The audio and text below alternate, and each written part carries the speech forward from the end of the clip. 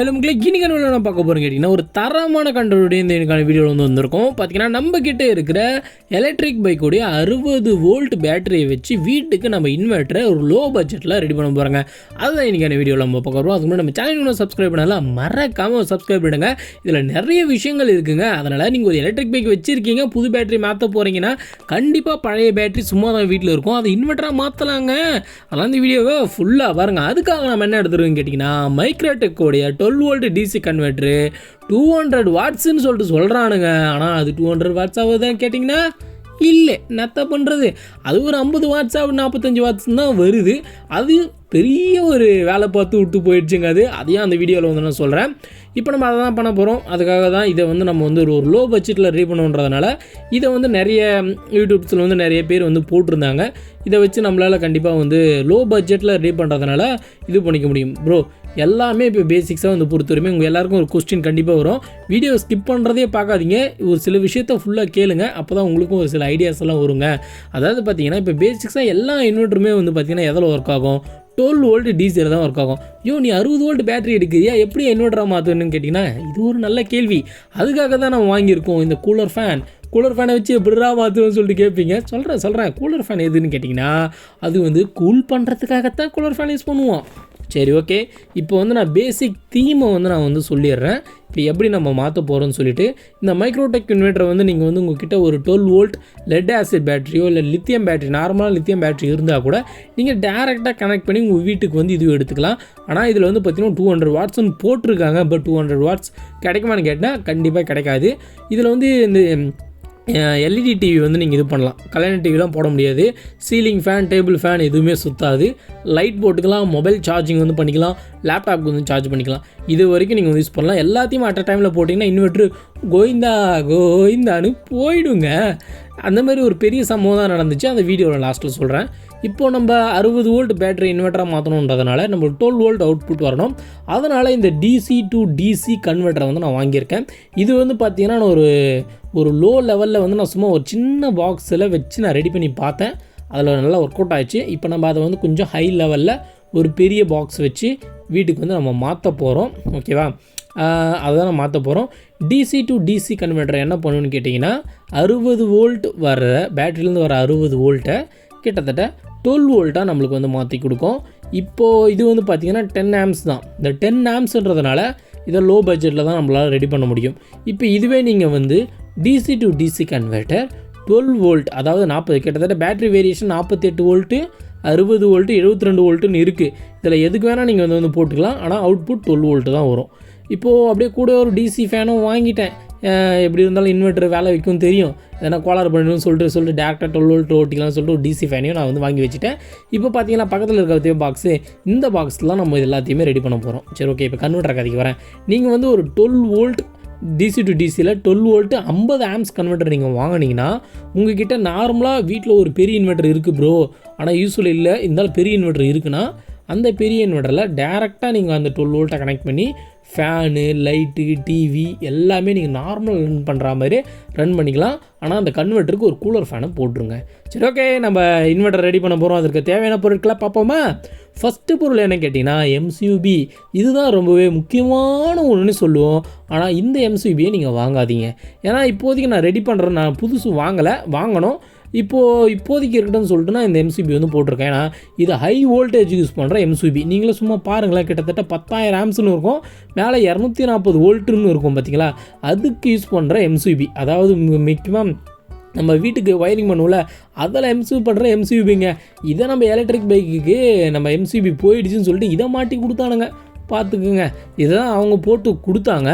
அதுக்கப்புறமா வந்து அவங்களே வந்து மாற்றிட்டாங்க. அவங்களே வந்து அதுக்கேற்ற எம்சிபி போட்டுட்டாங்க. இப்போ நான் அதுக்கேற்ற எம்சிபி வாங்கணும், இந்த 60 வோல்ட்டுக்கு ஏற்ற மாதிரி. இப்போதைக்கு நான் இதை வச்சு ரெடி பண்ணுறேன். அப்படியே பார்த்தீங்கன்னா பேட்டரியில் கனெக்ட் பண்ணுறதுக்காக ஒரு ஒயரையும் நான் வந்து வாங்கிட்டேன். அதுக்கப்புறமா மேல் அண்ட் ஃபீமேல் கனெக்டர்ஸும் முக்கியமான ஒரு விஷயம், அதையும் நம்ம வாங்கிட்டோம்.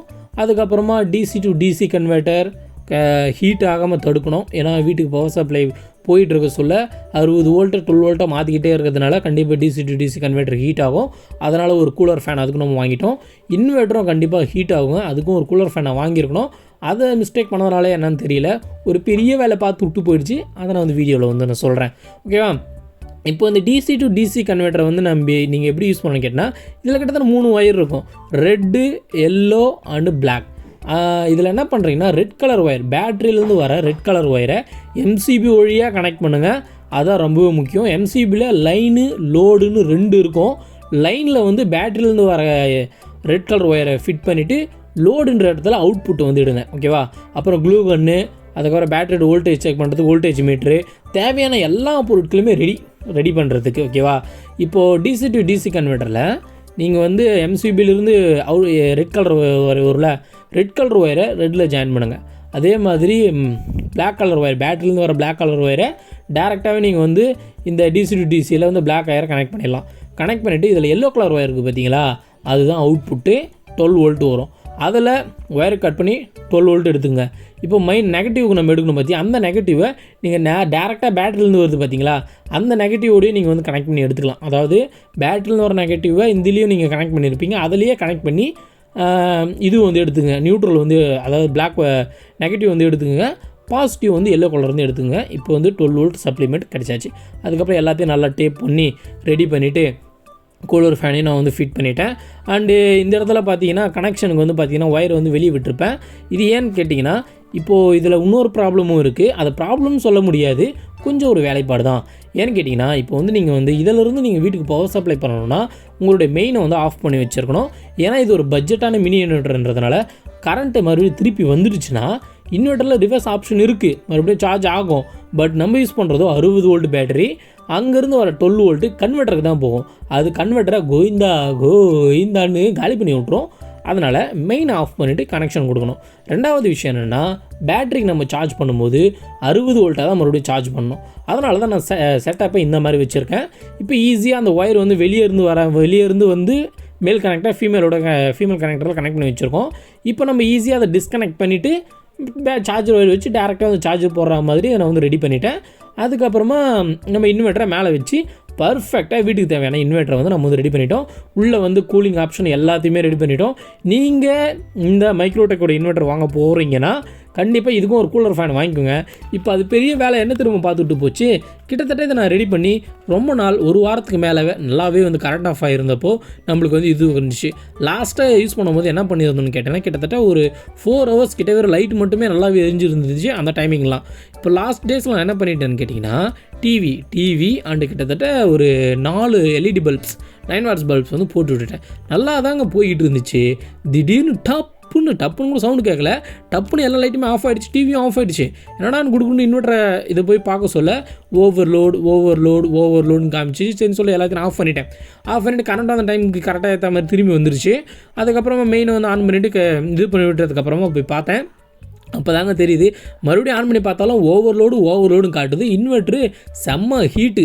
அப்போ தான் புரிஞ்சுது, அட பாவி நீ அவ்வளோதானா, கதை முடிஞ்சு போச்சு. இன்வெர்ட்டர் கதை வந்து காலி. உள்ளே இருந்த மாஸ்பெட்லாம் மாற்றி பார்த்துட்டேங்க, சுத்தமாக ஒர்க் ஆகலை.